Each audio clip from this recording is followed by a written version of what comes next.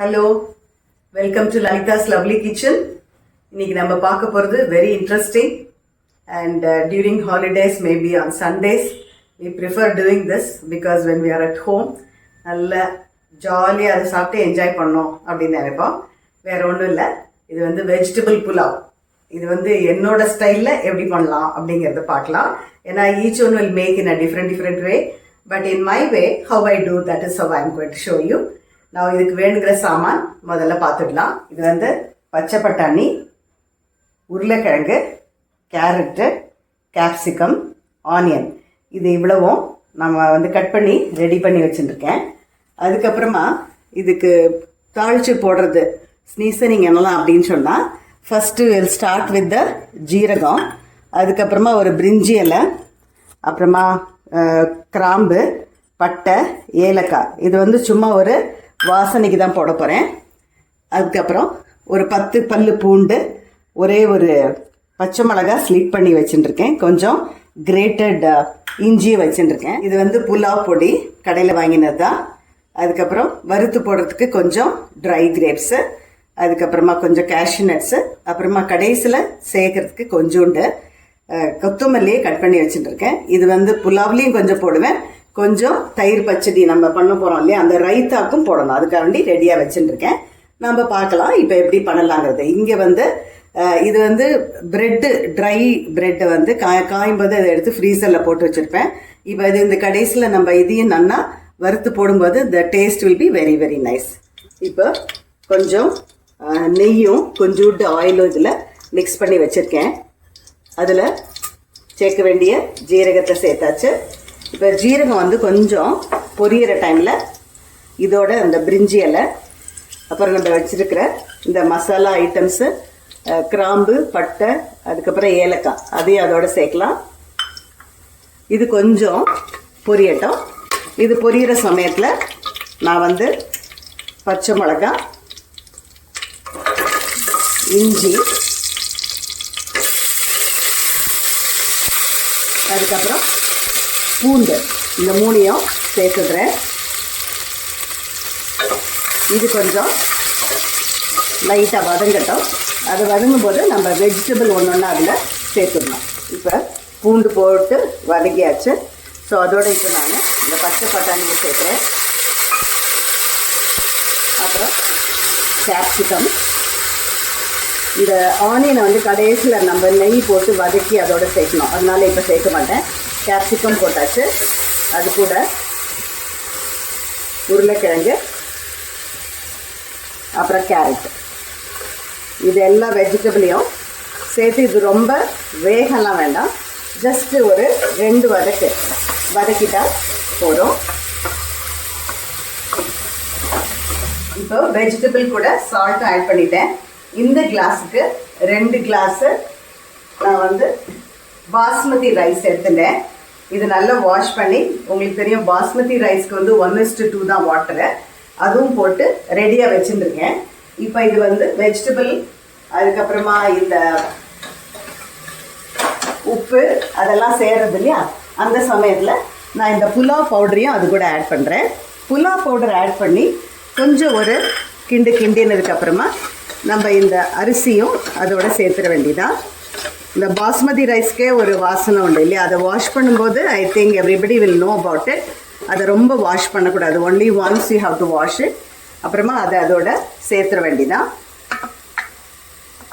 So already 1:2 நான் கரெக்டாக அளந்து தான் வச்சுட்டுருக்கேன் நான், ரைஸும் வாட்டரும். ஸோ இப்போ 1:2 ரைஸும் வாட்டரும். ஒரு ரைஸுக்கு 2 டம்ளர் போட்டிருக்கேன், அதனால் 4 கிளாஸு வாட்டர் போட்டிருக்கேன். அவ்வளோதான். இதை அப்படியே மூடி வச்சுட்டாக்க இது வந்து கொஞ்சம் ரொம்ப பெரிய விசில் வராது இந்த குக்கரில். லைட்டாக புதுசுன்னு சவுண்டு வரும்போது ஸ்மெல் வரும், அந்த சமயத்தில் அணைச்சிட வேண்டியதுதான். நான் இந்த குக்கரில் போட்டு மூடி வச்சுட்டேன். இதே மாதிரி நீங்கள் நார்மல் குக்கர்லேயும் வைக்கலாம். நீங்கள் 3 விசில் விட்டு வந்ததுக்கு அப்புறமா அதை ஆஃப் பண்ணுறது, இல்லாட்டா உங்களோட குக்கரில் உங்களுக்கு எப்படி வழக்கமோ அதுக்கேற்ற மாதிரி. இந்த இதில் வந்து கொஞ்சம் ஸ்லைட்டாக சவுண்டு வரும், அப்புறம் ஸ்மெல் வர தொடங்கிடும், உடனே ஆஃப் பண்ணிடலாம். இப்போ குக்கர் சவுண்டு வந்து நான் அதை இறக்கி வச்சாச்சு. இப்போ கொஞ்சம் கேஷ்யூ நட்ஸ் ஃபஸ்ட்டு, கொஞ்சம் நெய் விட்டுருக்கேன் பாண்டியில். கேஷ்நட்ஸ் கொஞ்சம் வறுத்து எடுத்துக்கலாம். கேஷ்நட்ஸ் கொஞ்சம் வறுபடுற சமயத்தில் தான் நம்ம இந்த கிஸ்மிஸை சேர்க்கணும். இது கொஞ்சம் லைட்டாக செவக்கட்டும். கேஷ்நட்ஸ் வறுத்தாச்சு, கிஸ்மிஸ் அதில் சேர்த்துருக்கேன். ஸோ இதுவும் கொஞ்சம் பஃப்டப் ஆகிட்டு வருது இல்லையா, இந்த சமயத்தில் இது நம்ம எடுத்துடலாம். ஸோ இப்போ கிஸ்மிஸும் முந்திரி பருப்பு வறுத்து எடுத்துட்டோம் இல்லையா, கேஷ்யூ எடுத்தாச்சு. இப்போ அதே நெய்யில் ஆனியன் போட்டிருக்கேன். இந்த ஆனியனும் நல்லா செவக்கணும், நல்லா செவக்கிற மாதிரி வறுக்கணும். அப்போ தான் நல்லாயிருக்கும், நல்லா டேஸ்டியாக இருக்கும் புலாவில் போடும்போது. இது கொஞ்சம் நல்லா வதக்கி எடுத்துக்கலாம். இப்போ ஆனியன் வந்து கொஞ்சம் ரெட்டிஷாக வந்துருக்கு இல்லையா, இந்த சமயத்தில் இது நம்ம எடுத்துடலாம். அதோட கொஞ்சம் நான் கொத்தமல்லியும் அதில் ஆட் பண்ணியிருக்கேன். அந்த ஃப்ளேவர் வந்து ரொம்ப சூப்பராக இருக்கும் புலாவில் நம்ம போடும்போது. இதையும் நம்ம எடுத்துடலாம். அதுக்கப்புறமா இன்னும் கொஞ்சம் நெய்யை விட்டு நம்ம வச்சுருக்கிற அந்த ப்ரெட்டு பீஸ் பண்ணி வச்சுருக்கேன் இல்லையா, அதை போட்டு வறுக்கணும். இல்லை இன்னும் கொஞ்சம் நெய் போட்டுருக்கேன். அது கூட இந்த ப்ரெட் பீசஸை அதோடு சேர்க்குறேன். இது வந்து இந்த ப்ரெட்டு கொஞ்சம் உணர்ந்து போயிடும் இல்லையா, அந்த சமயத்தில் அதை வந்து வேஸ்ட் பண்ணாமல் என்ன பண்ணுவேன்னா எடுத்து ஃப்ரீசரில் போட்டு வச்சுருப்பேன் ஒரு டப்பாவில்.